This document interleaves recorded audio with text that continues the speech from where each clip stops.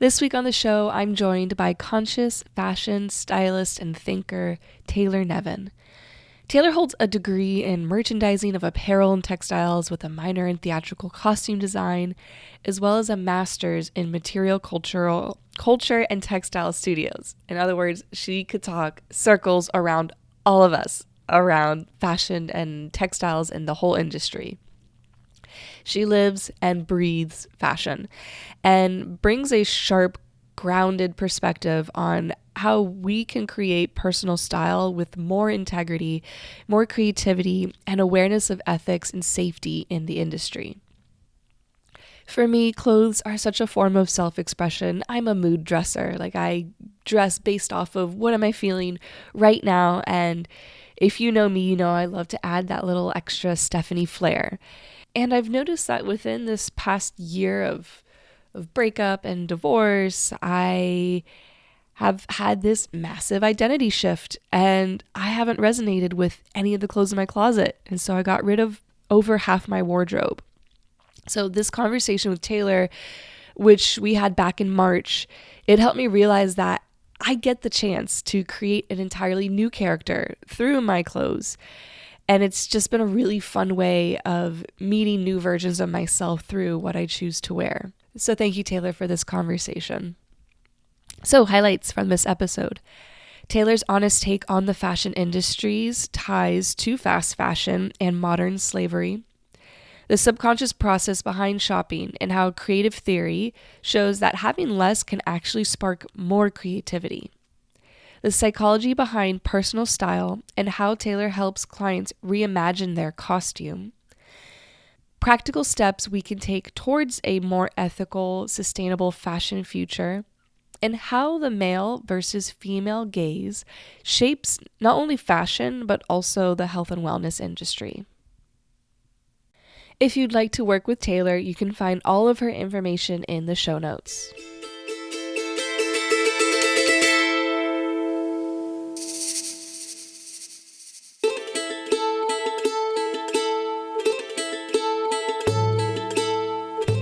Welcome to the School of Whispers podcast. This is your host, Stephanie. I'm a licensed acupuncture physician and herbalist with a background in psychology, health sciences, and exercise physiology. Within my own spiritual awakening, I found myself learning pivotal lessons when I got myself to be in silence. Within that silence, the whispers came through. This is my sacred space of vulnerable storytelling where my guests and I share about the magic that comes from a life of following these whispers. I'm grateful you made it here, and I hope this show inspires you to live a life of following your own whispers. Let's get into the show.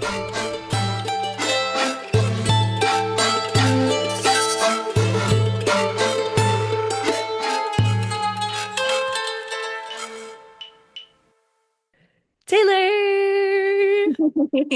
Hey, girly. Welcome to the podcast. I'm so excited to have you here. It's such an honor. And this is going to be, I don't know any podcasts out there that are going to be diving into what our topic is. This feels like a unique opportunity to let your soul and your spirit and your voice fly across the ether. So thank you for being here. Thank you so much for having me. I'm so excited to talk and continue to expand and share and, see what we learn out of talking about what we're going to talk about.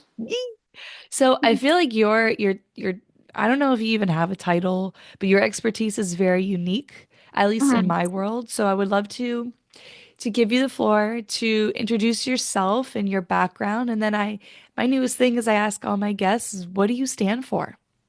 So the floor is yours, my girl. So, my background broadly is in fashion, but to be more specific, I have a bachelor's in merchandising of apparel and textiles with a minor in theatrical costume design and a master's in material culture and textile studies. And from my very first job up until now, I have dipped my toesies into lots of different sectors of the fashion industry. I have been blessed with a lot of different experiences that have allowed me to see every single part of the design process. There's roughly 22 steps in the process across the industry, and I have been lucky enough to see all 22 and then expand after that, hands-on. So I have a very broad knowledge base of the fashion industry. Um, but I stand in fashion and in life, what I stand for is self-expression. I think that fashion is really just, the medium in which you can express. It's not everything, it's just a part of you and how you show yourself to the world. It's just the costume for everybody, whether that's on stage or going to work or going to the grocery store. It's a costume.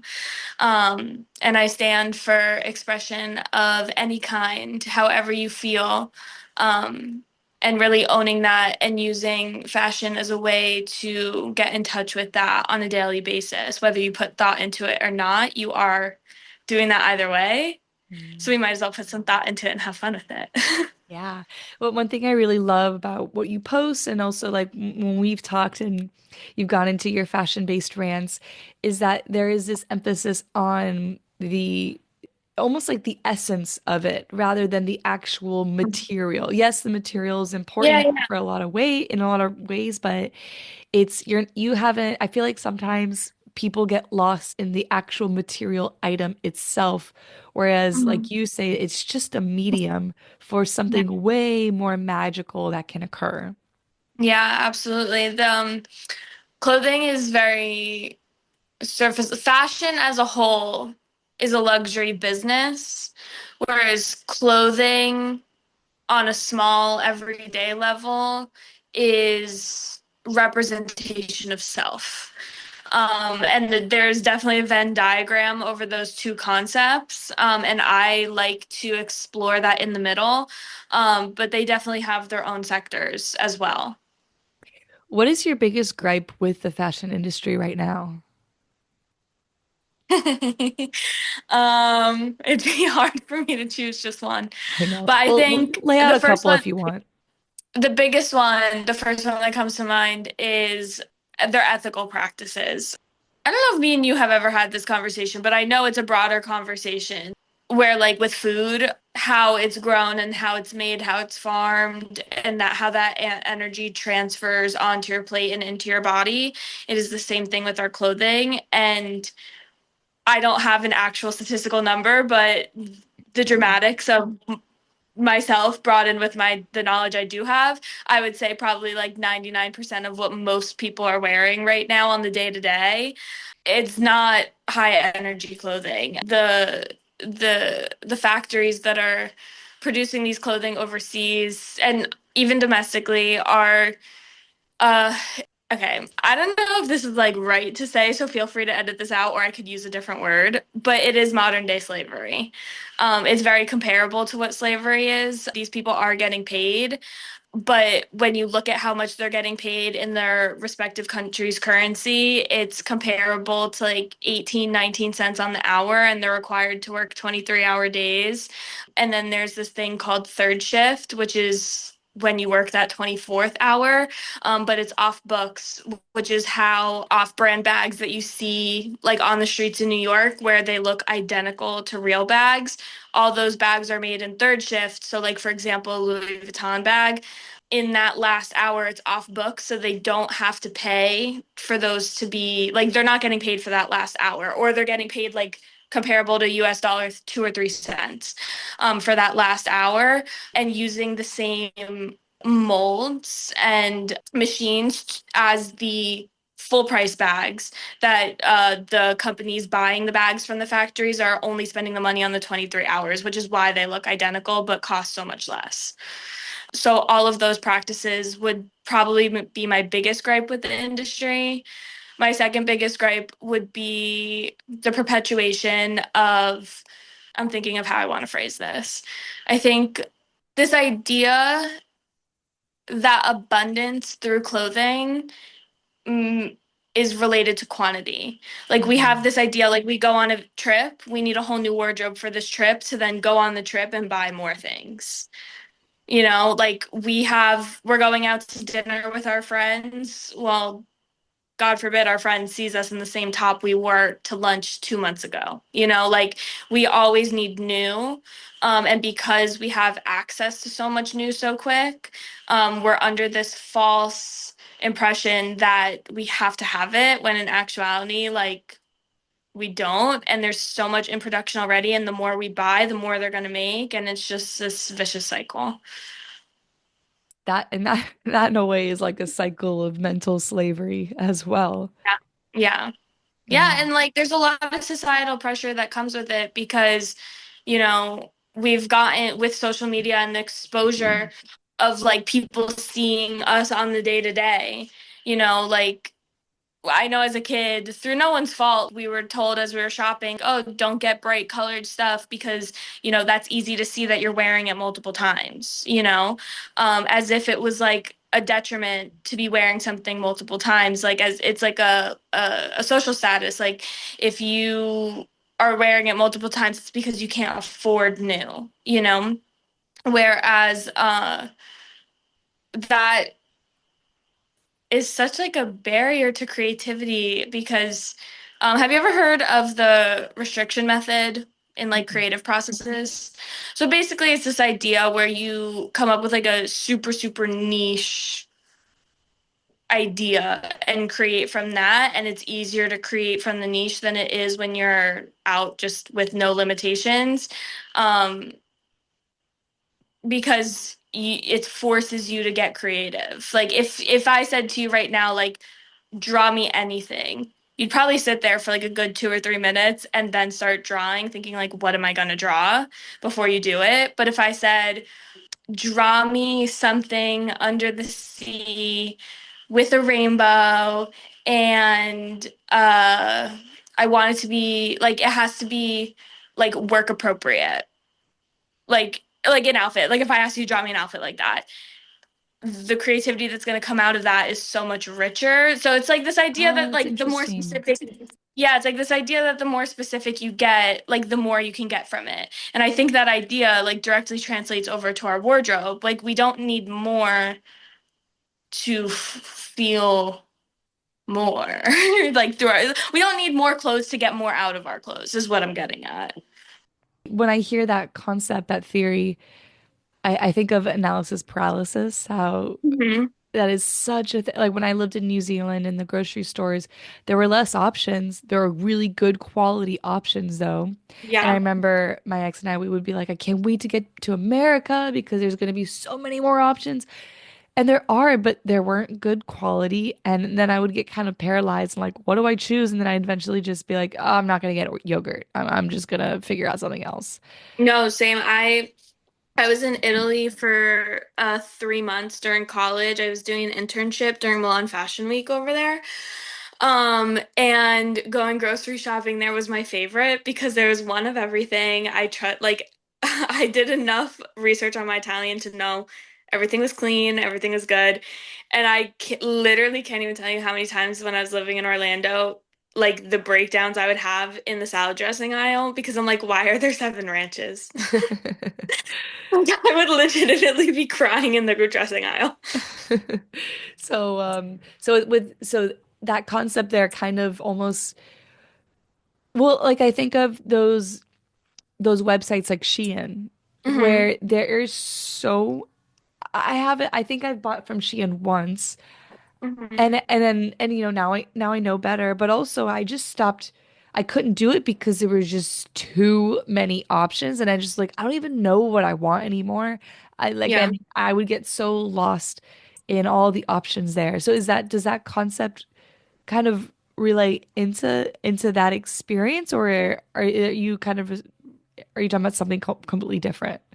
Well, I think like that can be applied to anything you're doing creatively, but like from a consumer's perspective, as you're shopping, when you're shopping, there is an entire thought process, like a subconscious thought process that goes into what you're buying that 99.999% of the time, like you are not even considering when you say, "Oh, I like this shirt, add to cart." Um, and that process kind of is like loosely the like specific creative process because you really are. And like I could be talking to something that like not a lot of people know about because I have a costume design background, but you really are creating like a costumed wardrobe for yourself. And like when you go through the design process as a costume designer, you are finding small details that you can add into the character's clothing to represent different characteristics that they have to communicate to the audience who these people are and where we are without them having to say anything. And that definitely translates over into personal style 1000%. You know, somebody who is into like EDM music and goes to raves all the time and is partying a lot and is super outgoing, the mental image you have of the person I just described going to work is going to dress a lot differently than someone like they're both going to work, they're both in the same office, but that one person on the weekend like goes out and then the other person spends their weekend at the library and maybe has like a couple book clubs and like loves to sit at home and like stay to themselves. They're going to the same place during the week. The two outfits that they're going to wear to the same place in the same context are going to be completely different because when they're shopping for these clothes, like through all of the options they have, they are creating a costume for themselves. And when I'm personal styling people, I kind of take it. I take like a costume design approach where we're like, what is the character that what is the character of you? Who do you want to be? Like, who are you now? Like, how do we get you from where you are now to where you want to be through the clothes? You know, when you're for Halloween, when you put on a costume and you feel different, like there's actual psychology behind why that happens and like how that happens like in the brain. There's nothing different about putting on a Halloween costume and putting on clothes to go out to dinner. You are embodying a certain character that you want to be. And those clothes are a tool to help you do that. Oh, wow. So beautifully put. Yeah. And my next question was like, what is personal style? That's personal style. Yeah. And it perfectly, because I've told you this last time we talked, is I'm going through a bit of a like a clothing identity crisis because Mhm. I realize now like all my clothes, because before I moved to New Zealand, I got rid of most of my clothes and didn't pack a lot. And I bought a lot of clothes there. And then when I moved back, I had a whole other, it was different weather, different country, right? So returned to a lot of old clothes and acquired a lot of new clothes over the past 5 years that I was married. And Mhm. now that that chapter of my life has ended, I have a lot of my clothes I've just given away. Some of it's in storage, and I have this tiny, tiny little closet, smallest closet I've ever had in my life. And I look at these clothes, I'm like, these are the clothes of somebody's wife. And Mhm. that's not who I am anymore. And when I wear them, it feels like one, I'm either walking shredded in grief, or two, I'm in a shoe that doesn't fit anymore. And it just feels uncomfortable on my skin. And Yeah. so I've went through a whole other process of giving a whole other lot of more clothes away. But now I'm in this situation where I'm like, shit, I gotta admit, I do love to have options because I dress very much based on my mood.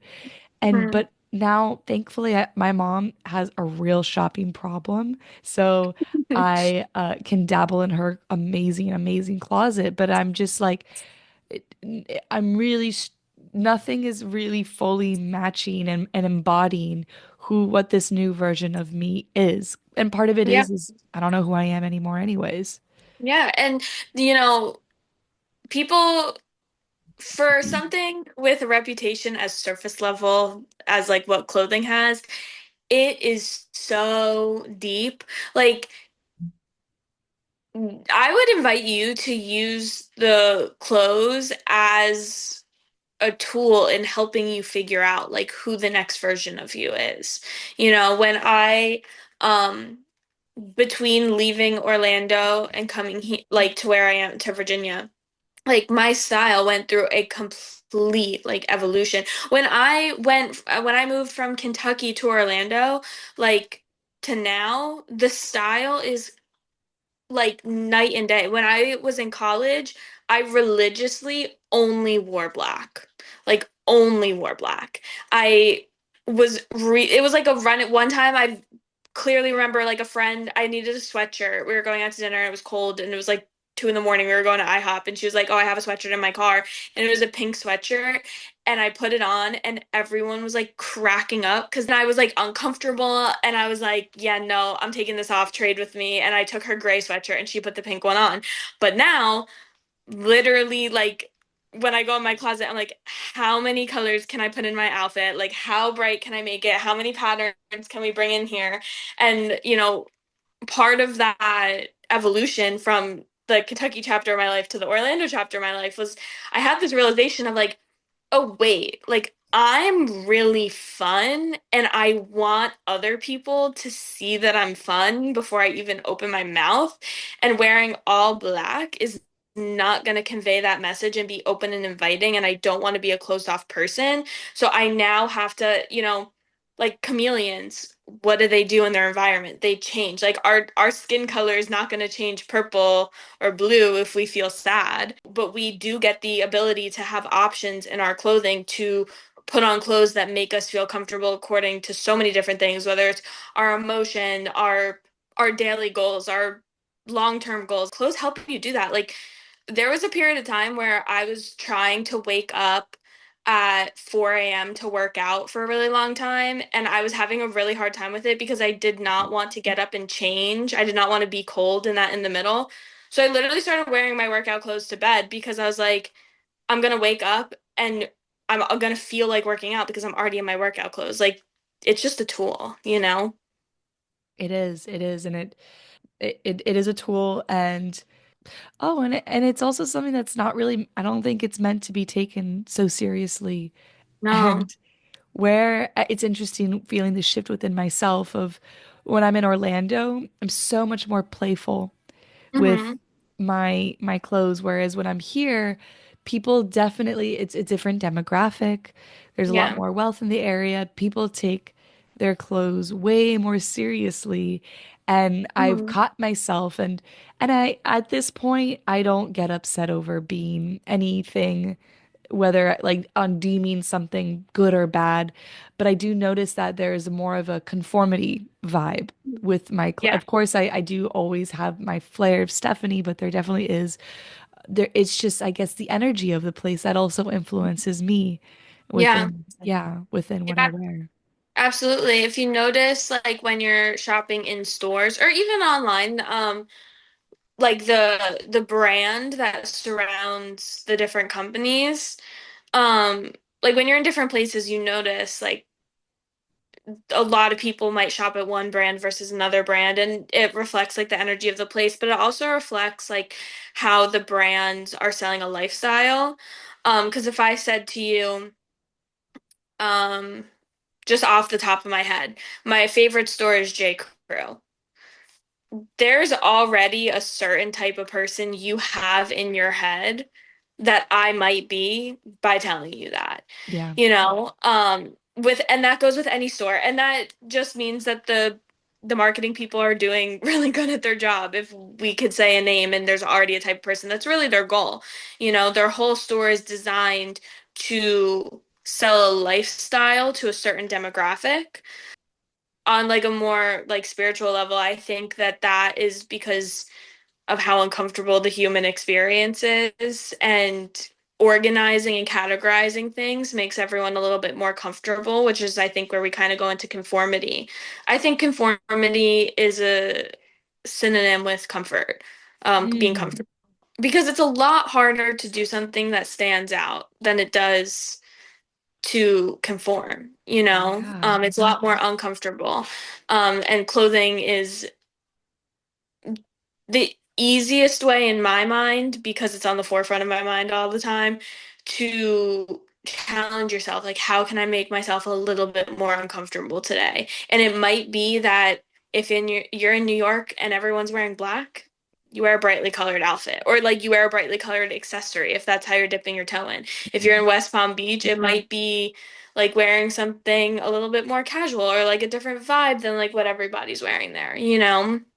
If your goal is to, stand out. But I think that the main difference between personal style and style is you can buy style, whereas you can't buy personal style. You can only create personal style. And I think that personal style, like really diving in and like identifying with a certain personal style and creating one for yourself, I think the only way to do that is to release any expectation of yourself and any expectation that you feel others might have of you. Because how could you be an individual if you walk into a restaurant and five people are wearing the same top in the same way? I don't think that it's crazy for five people to be wearing the same top, but I do think it is a little bit on the conform side. If, five women are wearing the same top with the same jeans, with similar shoes, with the same bag and whatever, because that's how it was on the mannequin or that's what they saw on the TikTok. And, the trend cycle perpetuates this idea that you have to keep up and look the same as everyone else, but you can buy that. You can't buy personal style, which is truly going into your closet and saying, how do I feel and how do I want to show up in the world? It's all such subliminal Yeah, messaging through all all of of it. it. And something that you said about the conforming and comfort is that's almost like a subliminal signal to myself of like, oh, I'm like, I don't feel myself here. I'm a little uncomfortable. My nervous system might be a bit triggered, and I'm rather than being able to be in flow and be expressive, there's more almost this, I don't know if this is might be a little bit of extreme word to say, but almost this level of survival mode. Yeah. I mean, at the end of the day, we're all animals doing what we can to keep up. Like, if we looked at a pack of lions, if like one lion decided to like, I don't know, like cut his whole mane off, and then all of the other lions cut their whole mane off. Like, we wouldn't look at them and be like, oh, that was so silly. Only one cut them off. Why did all of them do it? We would just look at them and be like, oh, that makes sense. They're animals. Like, they're keeping up with each other. Like, that's like every single animal, like, species has their own society within it. Ours just feels different to us because we have so many different ways of expressing society. But also, we don't know if lions are expressing society differently. We can't really we can notice patterns, but like we don't really know, Yeah. But like to us, it feels so important and it feels so crazy, not only because it's ours, but because we have so many options and like we are obviously the most quantitatively, I don't know if that's a word, but quantitatively abundant, like animal species. Like it feels like we're the only ones, but we're just animals. Like we just want to keep up with everyone else. There's nothing wrong with it. It's innate. But what makes being human so special is that we have the ability to truly understand that we are an individual among everyone else. And like we have that understanding. It's just up to us what we want to do with it. Hmm. What do you want to do with your individuality? That is definitely like, especially if we want to get like even more spiritual in it, you know, the core of a lot of spirituality is that we're all one. And Mhm. as one, we were like, but I really want to witness the self. I really want to experience the self. And so we divided and divided and divided and again and again so that we could have an individual experience. So that's really, I love Well, that way of putting it. well, if you think about it, the general society is what the one is. Like society as a whole would not function if, like, just in this conversation, we bring in a third person that is sick and wants help with their clothes. Like, you'd be able to help with one, I'd be able to help with the other, to all together. Like, we are creating this feeling of one, Like, Mm, all a job is a contribution to society with our gifts, whatever that is. And you get to choose which gift you want to tap into in order to earn your livelihood on one hand, but also like how do you want to lead the betterment of society. And then you get to decide uh like what's important to me. If money is more important to you, there's no judgment in that. Money is an abundant resource, and money is how things get changed, you know? Is fashion where money is? Not really. But I want to leave the world a better place than I found it. And I have a gift for understanding material objects, whether that's clothes or like rugs or anything. Any material object, like I have this gift of like understanding them. And I want to better society in that way. And the money will come because I'm good at it. But like that's how we all work together. Like I wouldn't expect that everyone else would know this, but like, I'm not gonna go check my eyes because I'm not an eye doctor. I don't know anything about my eyeballs. So like we all need to contribute to society in order to move forward as that one. Mm-hmm. Mm-hmm. So, going in the direction that you were just about to head in, I have so many questions, but I feel like this is the one that's meant to be asked. Is how do you want to contribute to the future of fashion, the future of the industry? You know, I dream really big, like really, really big. I want to leave my time on Earth in this lifetime, seeing really big change in the industry as a result of my efforts. And the first word that comes to mind for how I want the fashion industry to feel when I'm done with my contributions is more safe. In whatever that means, whether that's for people making the clothes, it's a more safe environment. It's a more safe environment for people that are buying the clothes. It doesn't feel like it's coming from when you're buying clothing, I don't want it to feel like it's coming from a place of lack. I want it to feel like it's coming from a place of abundance. Like I am choosing this because it will add to my self-expression. It's not something that I feel like I need because someone on the internet is telling me that I do, and I am just spending my money for whatever reason. Like I want it to feel intentional. Yeah, I want the fashion industry to feel safe and intentional, and I want to, not I want, I will, you know, do what I can to give a voice to these inanimate things so that they get the credit and the recognition they deserve for holding us as we move through our journey. So, within that, do you see where do you see the place of these big, big, colossal fashion houses? I guess I don't know really what the term is, but I mean, I think Forever 21 is dead in the dirt right Mhm. now, but like Zara, Shein, things of the like. I Like actually, the fast fashion nature. yes, fast fashion. Yeah. Where do you see fast fashion interplaying? Because I mean, it's there. Mhm. And while the dream is abundance, not a lot of people are in an abundant mindset. Mhm. So I don't know how is that? Do you see a trajectory of how that will change? Yeah, so obviously I don't have all of the answers because I'm only one person, and I know that a team will find me for us to conquer this Yes, together. yes. Like you said, we all will contribute together. Exactly. Um, the thing about fast fashion is the cons list is way longer than the pros, but the pros for our for my mission of what I want, like the fast fashion brands are actually a little bit necessary.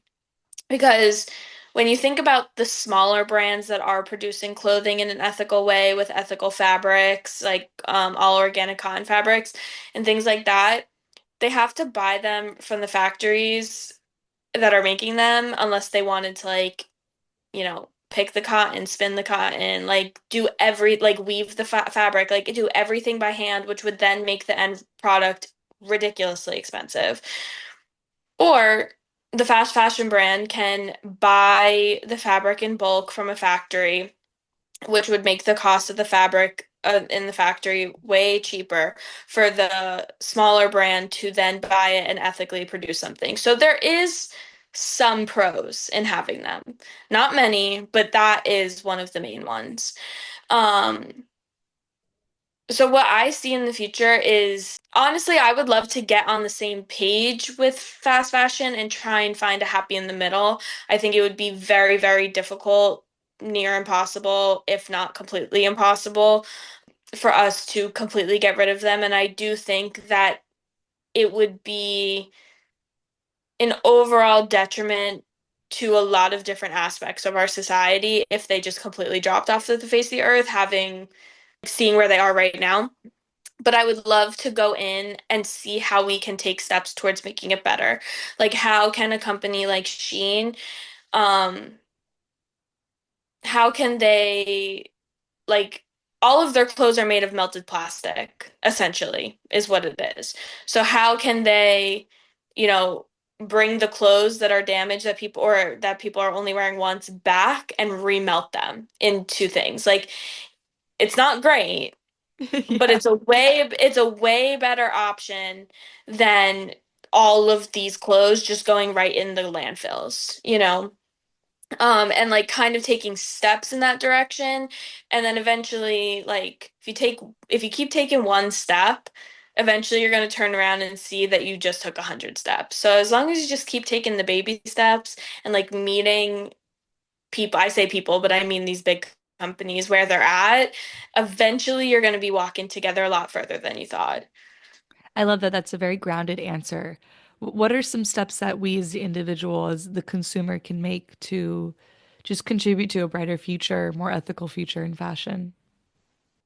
I think being a lot more intentional with your purchase. So I love shopping. I love having an abundance of options. I don't blame anybody who does. But what I like to do, where I'm kind of like meeting myself where I'm at and taking a step in the better direction, is I will make a cart online. Even if I know I actually need something specific, I will always do this now. I'll make a cart online and I'll tell myself if I'm still thinking about this in 24 hours without a reminder to check in 24 hours, then I'm can buy and then I can take one item out of my cart and then buy it. But almost 100% of the time, I am no longer thinking about it and I don't even remember to check within 24 hours. Um, and it kind of works on like, being patient, like not rewarding myself with that instant gratification. But it also so much better because if I hadn't done that, I probably would have like 30 new packages on the way right now of like thousands of dollars and lots of plastics that are just going to get put back into the rotation of the fashion cycle that will eventually end up in the ground and outlive us all. But yeah, so being patient with yourself and giving yourself a 24-hour window would be a great place to start. I also think that taking the steps to really identify and create a personal style for yourself, which I'm happy to help anybody who's looking to do that. Taking the steps to do that because I have found that since I've taken the time to really, I do this twice a year, really sit with myself and like figure out who I want to be through my clothes. When you do that, you don't really want to buy as many clothes because you'll realize that not many clothes fit this person that you want to be, that you want to dress as. And you'll see that you might have a lot of clothes in your closet, but it's going to be a lot easier to get rid of things and make your closet smaller because of the creative theory that we talked about, where it's like when you have less, you have more to create from because you have like a lot more creative freedom. Like if you have three tops and three bottoms, you have nine outfits.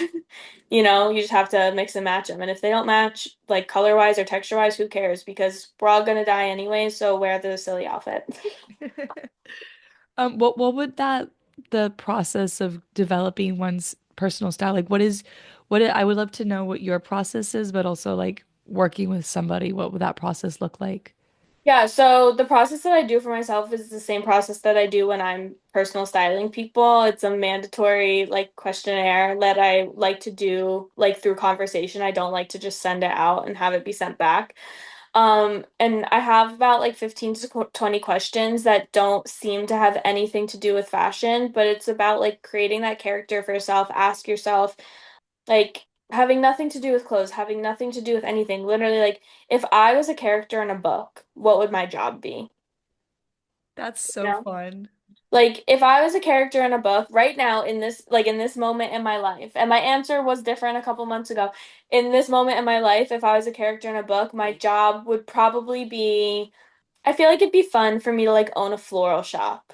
Like, I've never been into flowers in my life ever before, but recently I woke up one day and was like, I actually love flowers. And I think that's like a fun, like the character of me, you know? So then let's bring that back into the real world. I basically just asked myself if there was no limitations on anything, what would I want to do?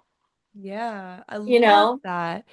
And I especially I love how you mentioned that you do this multiple times in a year because God, I mean, even for myself within this trimester of Mhm. 2025, I really walked into March being like, yeah, I'm actually becoming somebody again. I went from Mhm. like just really feeling like a bit of a gaping hole in the Yeah. best way possible, but to yeah, really in my language, I was like, yeah, I'm somebody. I think I'm understanding who this next version. And then a lot shit really hit the fan and I lost my voice, literally lost Mhm. my voice for over a week.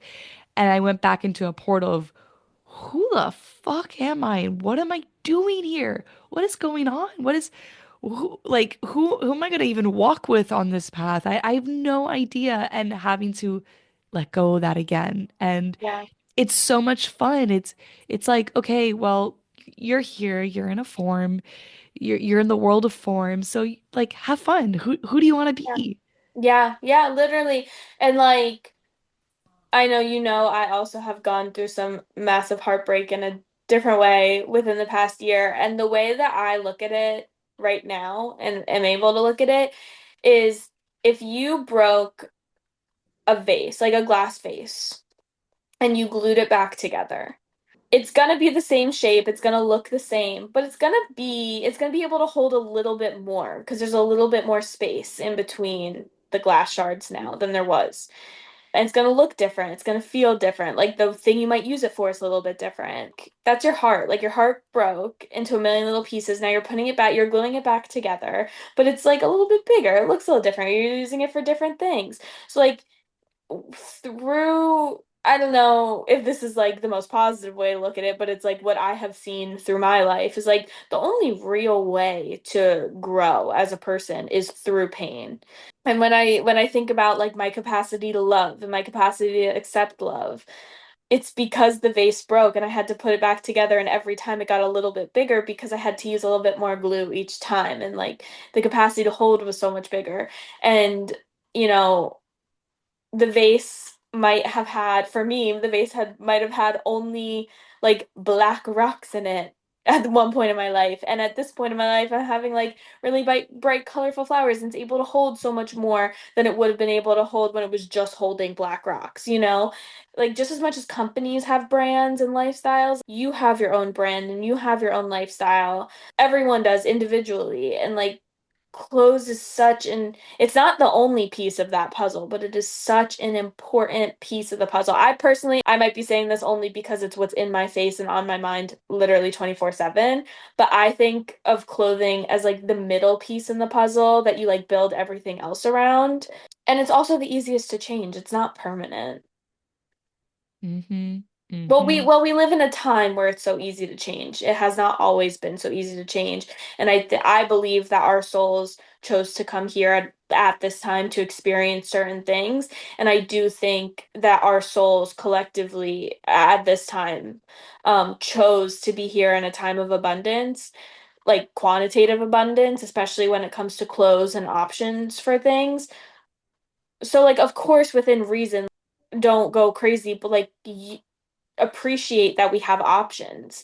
Like 200 years ago, we would have had three dresses on rotation because we had to hand make them, or if you were wealthy enough to have different options. The only people, and I've read a lot, I've done a lot of research on fashion history through in different countries, different area of the world, like different time periods. Like the only people who really had clothing on rotation was royalty for a really long time. And now everyone has clothing on rotation. So now we get to have these luxuries that only royalty did for such a long time. And I think we should enjoy that, absolutely.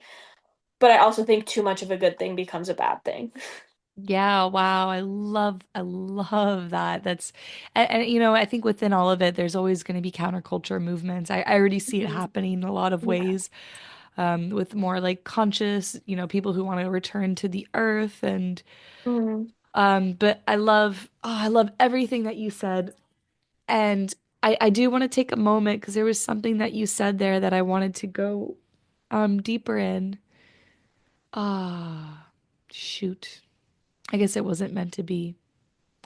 But what one thing I do love that you said is that pain is a necessary part of growth, and I love that you said pain specifically and not suffering. I think a lot of people think that suffering is necessary, and while suffering can be a tool for sure, it's not that necessary. But pain is kind of just a part of it, and Mm. and then later you get to relabel what is the pain, like is it sensation, is it whatever.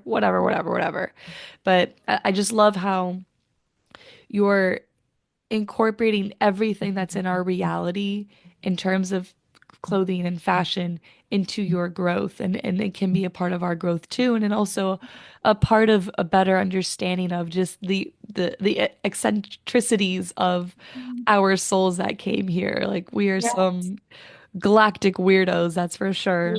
Heck yeah, we are.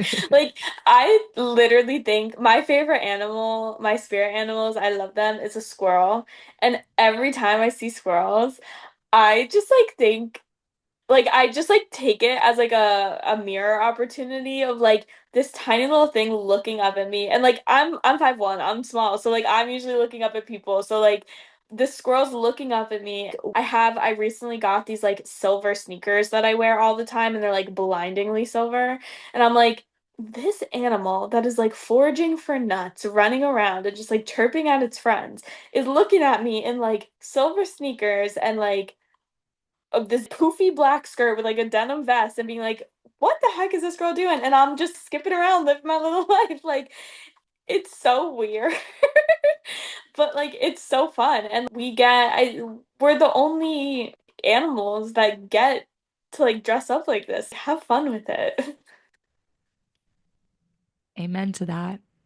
I think of how the way birds are too. Yeah.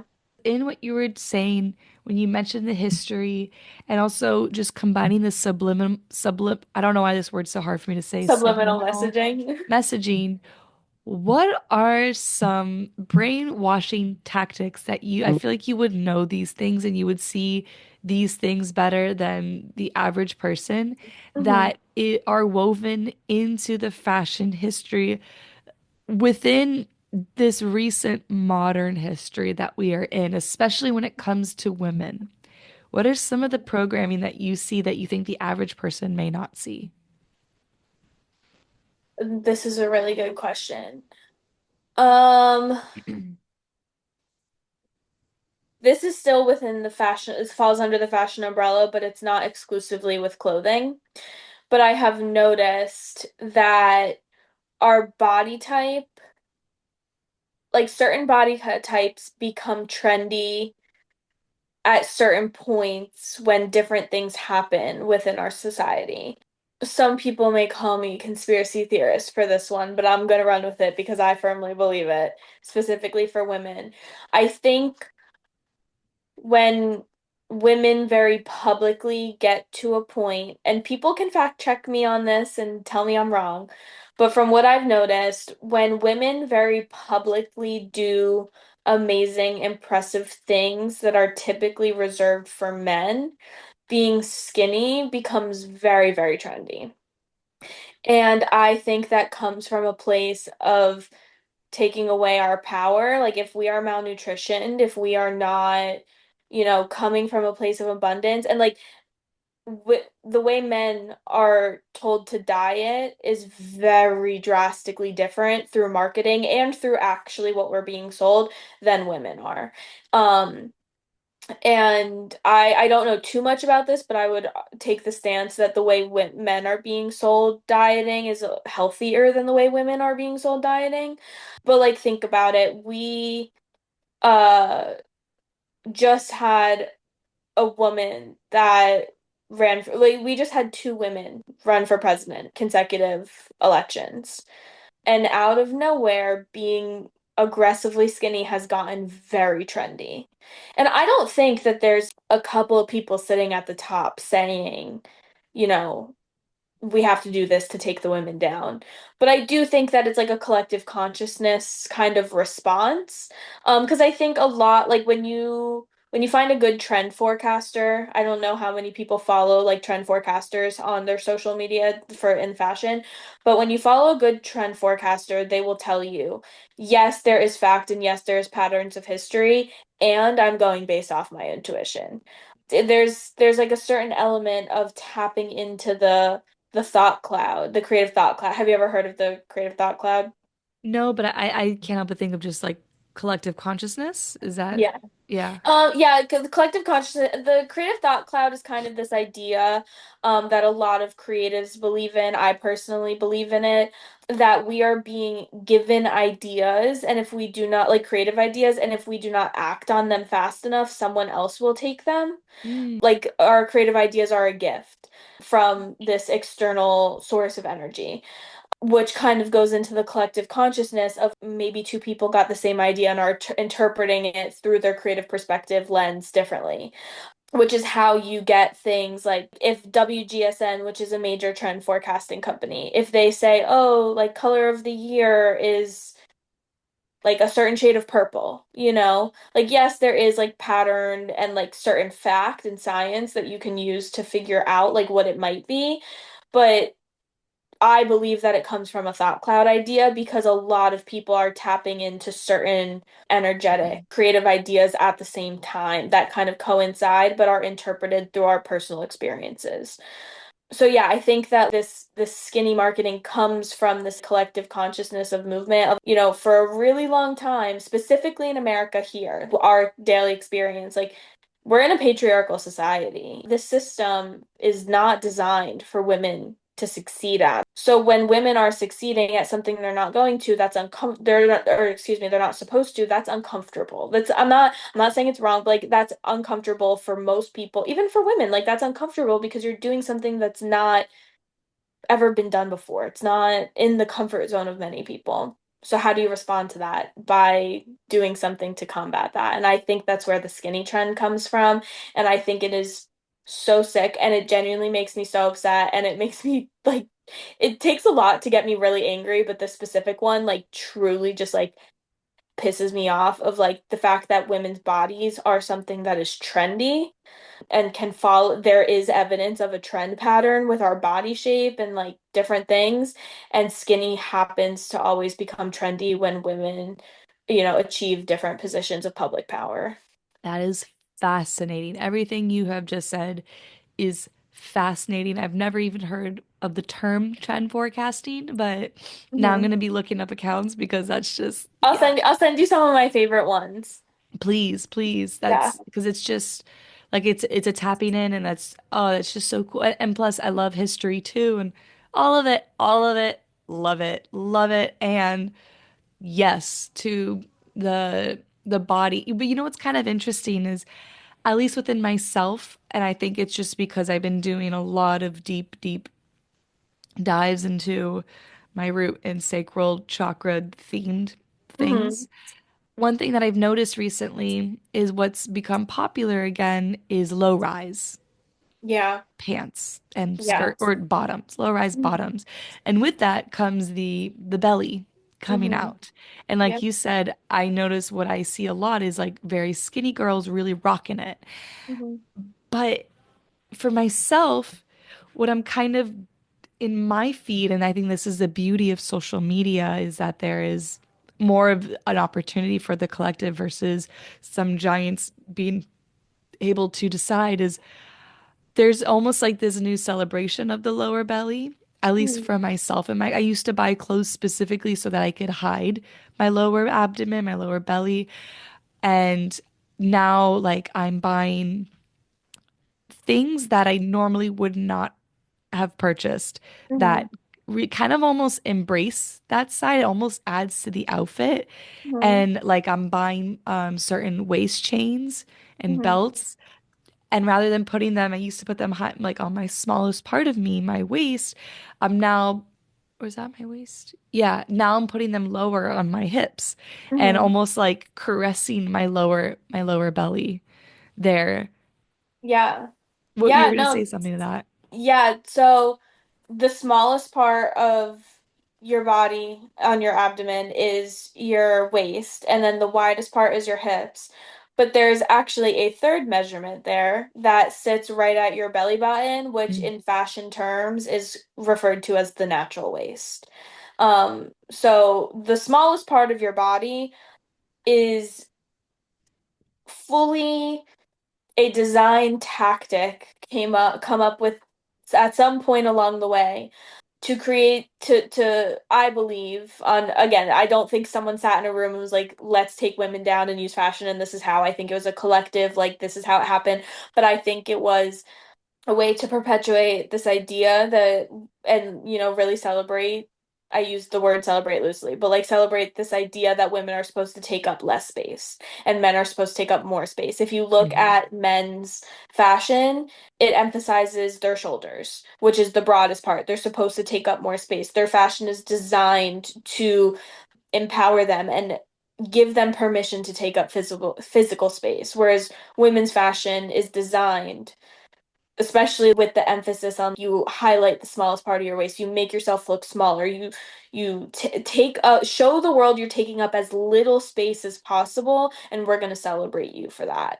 And yeah, the waist, like the smallest part of your body, is fully made up by, I'm not gonna concrete stand behind that it's men because I could be wrong, but with my knowledge, I'm gonna safely assume a bunch of men sitting in a room saying, "Oh, they look a lot better if we highlight the smallest part rather than the natural waist," because the natural waist sits right at the if you drew a line across your belly button, which obviously Yeah. is like a little bit wider than the smallest part. Yeah, and I mean the whole programming of the male gaze, Mm-hmm. that's 100% a thing and will I think always sort of be there to a certain Yeah. degree.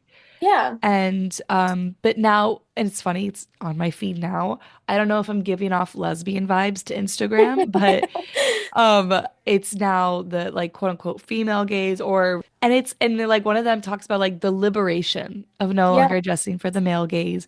And maybe that's the vibe I'm giving off is just liberation from the male. No, I like completely. I think we might have similar For You pages when it comes to fashion because I actually, before it became the social media trend of like male gaze, feminine gaze, I thought a lot about this. I forget off the top of my head which paper I was writing at the time, but I did write something that sparked this thought. And, you know, I think it kind of goes back to like when you look at even now, I'm not the people making the money in the fashion industry now has always been the men. It is one of the few women-dominated industries, but when you look at who's really making the money from it, it's men. So men are really in control of what's happening here because money talks, more than anything else. And if something is going to make them more money, that's what's going to be made for us to buy and consume. And if the men have the option of, oh, let's dress the women in these sweatpants and sweats or practically nothing. And then, but if we put them in practically nothing, we can also sell dietary supplements, gym memberships, like all of the dietary foods and drinks and all of the things. Okay, that's obviously going to like make a lot more money than the sweats or like the silhouettes that are reserved for lesbians or the quirky girls or whatever. And I kind of went through this with myself of like who am I dressing for? Because I can look back in my life with my style, and I might have thought at some points I was dressing for myself, but I was not.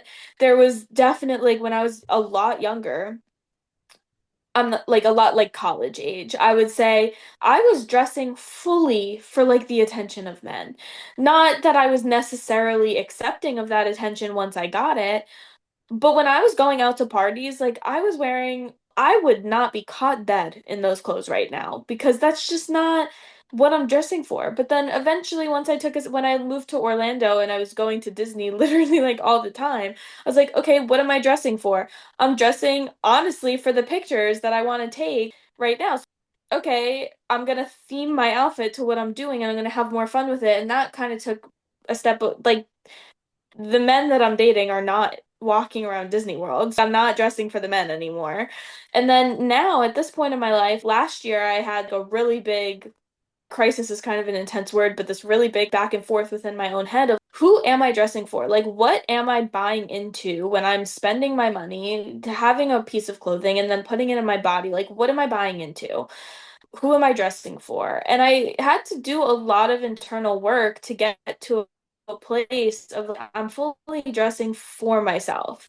And the right guy for me is going to, in my head, in a perfect world, the way I see it, this guy's going to see me and be like, wow, I see a person that's wearing cool clothes rather than, oh, like her clothes. When you think about it, like if you're looking at someone's outfit first, you're not seeing them, you know? When you're dressing for the male gaze, it's about seeing the clothes first. You're looking down, you're looking at someone's body. That's like what the male gaze in terms of fashion is designed for. You're not looking at the person first. Whereas when you take gender out of it, the male gaze is dressing to look at your body, the thing that you are, and dressing for the female gaze is seeing you as a person. And then we attach these gender markers to it because we are in this era right now of like we hate men, men are trash. Are there people out there that definitely prove that to be true? Sure. Do I think all men deserve that label and reputation? Absolutely not. I personally feel pretty strongly against using gender labels when it comes to the gays, even though I fully Mm. understand what you're saying, what social media is saying. But I think that takes a lot of the humanness out of it. And really, when you're looking at those, you know, that content, really the questions that's being triggered in your mind, just articulated differently, is who am I dressing for? Hmm. You know, if the answer is not yourself, not you specifically, but anyone listening, if the answer is not yourself, I would heavily encourage you to, take some steps towards asking yourself, why is it not yourself? Why is something that's so personal that I spend so much time, so something spends so much time on my body, why is it not for me? Why am I not allowing it to be for me? Yeah, and also, what do I know what I want? Do I Yeah. know? Yeah, like and asking those big questions that you've tapped into, or you've touched on again and again on the show. Yeah. Ah, this is good shit. This is good shit, Taylor. Well, as we're getting close to the end, I have two closing questions that I ask everybody. Okay. So my first one is food. All about food as we talk about body. So I'm really big on food therapy. It's a part of my practice and I love to just hear, like I just love food. I'm a foodie and I love to hear or I love to ask people to share a food, whether that's a meal, an herbs, a single item of food, a tea, like whatever, that has been a really an ally or a source of nourishment and embodiment on your journey here. This is a very broad answer, but for me personally, I would say meat as a whole. I was like vegan, vegetarian back and forth for 7 years, and within the past year and a half, I started eating meat again. Um, and I don't even want to say like a whole new person. I feel like a person again. I didn't realize that I didn't feel like a person until I started eating meat again. Um, and I think that's also changed my relationship with my clothes a lot because my body looks a lot different. Like I have my curves again. Like I feel like a woman because I'm being like I have the proper nutrients to be a woman with. Um, and that is like definitely playing out in like my clothes and like that journey for myself. But also just in my journey outside of clothes and me as a person, I think that I feel so much more empowered because I am eating like an animal that I am, and I love it. I love chicken wings and I love eating it off the bone, and I'm like, wow, I'm such an animal right now. Have you gotten to the point of breaking the bone and sucking out marrow? Um, no, but I'm gonna do that next time. With drumsticks, you can do that, I but get chicken wings literally like once a week. I'm obsessed with them. They are my favorite food, and I'm like upset that I didn't eat them for 7 years. well, that's just so big, and to each their own. But I was kind of on that vegetarian, and it's a diet that's advertised to women very Yeah, often, yeah, and there's such a malnourishment epidemic amongst women in society that yeah. it's starting to change, I think, within our generation, thank God, especially with Gen Z. But I think with older generations, I treat so many older women who have a lot of anxiety, a lot of hormonal issues, and they are not eating. They are not nourished. And actually last week I was having like a little bit off with my appetite, and I had one day where I barely ate any meat, and the whole day I felt so ungrounded and so dizzy. And I Hmm. was thinking, wow, I used to feel this way all the time, especially when I was All vegan. the time, all the time. And I think about how intensely I used to work out while eating that way, and Hmm. I'm just like, I can't even take 10 steps without wanting like a chicken or some steak. Yeah. How the heck was I used to kickbox 6 days a week and go on a 4 to 5 mile walk like literally 6 days a week. And I was not eating meat. And I'm like, how did I do that? Was I just like like how did that happen? The body But is resilient. yeah, it is. But yeah, meat has definitely been transformative for me for sure. Beautiful. Okay, last question, and you are welcome to answer to whatever depth or non-depth that you're comfortable with. But I would Hmm. love for you to share a pearl that you have gained from a recent darkness that you are either going through or on the other side of. Hmm. First, thank you for asking this because I think it's really important. I feel like in our society, it's really easy to brush past celebrating, you know, pearls are small. Like it doesn't have to be a big thing, but it can feel big to you. So thank you for putting that out there to inspire people to start conversations that start with things like that. You just gave me chills. It's literally part of what I stand for. So Yeah. thank you for seeing that. Um, hmm. I think the shiniest pearl that has come out of my, what did they come out of? Clams or oysters? All of them. Whatever they come out I'm of. not really sure. The shiniest pearl that they come out of, whatever animal they come out of. Whatever sea creature. I think that, whoa. I feel like I could have come up with so many, but then when you were directly asking, I was like, wait, hold on. Something that's been really big for me is like allowing myself to accept love from people. And the biggest thing that I've learned is people can only love you as much as you allow them to.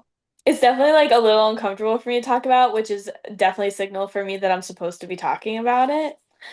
And I'm trying to, take the steps to lean into those kinds of conversations. I think that, which I guess would be another pearl of like taking those steps. But I think, you know, I'm not just bringing fashion into it because we've been talking about it. This is genuinely what's on my mind all the time. But like, I like to get dressed and take the time to like put together these fun and crazy outfits because I do love myself. And saying something like that is something I never would have been able to say before like a recent like massive change in my life. And like these new relationships that I've been forming with people across my life within the past year and a half have been really, really transformative for me and reflecting back to me that these people that are trying to love me so hard, like it doesn't matter how hard they try to get through to me. My cup can only hold as much as my cup is able to hold, and it's on me to make my cup bigger. to be Mm. able to hold more from other people and realizing and allowing other people to pour into my cup and realizing it's okay to ask people to pour into my cup also. That would be a good shiny pearl. Yeah, super. The asking, the asking. I don't Yeah. know if it's everyone else feels this way or just because I'm a Virgo, Hmm. but especially being newly single, I've outsourced so Hmm. much of the like just beauty, validation, a lot of things. And and yes, I'm filling that cup within myself, but I've had friends remind me like I'm always here to fill that cup. Like you can ask me to Yeah. remind you how beautiful you are, Yeah. or like especially friends and family and really strangers too, but like God, it's so important to allow yourself to ask. Yeah. And I think kind of going back to our conversation, it's so a compliment is almost more meaningful when you ask for it in certain contexts. For me, it's more meaningful when I ask to like be given validation rather than when it's just randomly given to me because it takes a certain kind of strength within myself to recognize I believe this about myself and it would be nice to know that other people do too, rather than just banking on like, oh my God, I hope someone says something because that's where my validation is coming from. Because when you're Mm. asking for it, it's because you believe it and you're just looking to see if other people believe it also, rather than just banking on like, do other people believe this about me? Hoping into the abyss. Yeah, literally. So I personally find it like slightly more empowering. I know like take that with a grain of salt because I know in certain contexts that can be a slippery slope of toxicity, but I think that for me in this stage of my life, it's been really empowering to be able to say to people like, I know I'm a good person. Can you please just let me know that you also think I'm a good person? And there's no shame in that. And like the honestly, like if someone's not willing to answer that question, it's someone that shouldn't even have the honor of being asked that question from you anyway. Mm. You're so wonderful, Taylor. And I believe in you and I love you. And I'm very grateful that there's people with minds like yours in this world. And I just hearing you talk about your passion and fashion, your passion and fashion. Like you see and you think about things that I just never would myself. And it's like you're filling in that gap for me and for a lot of others. So thank you.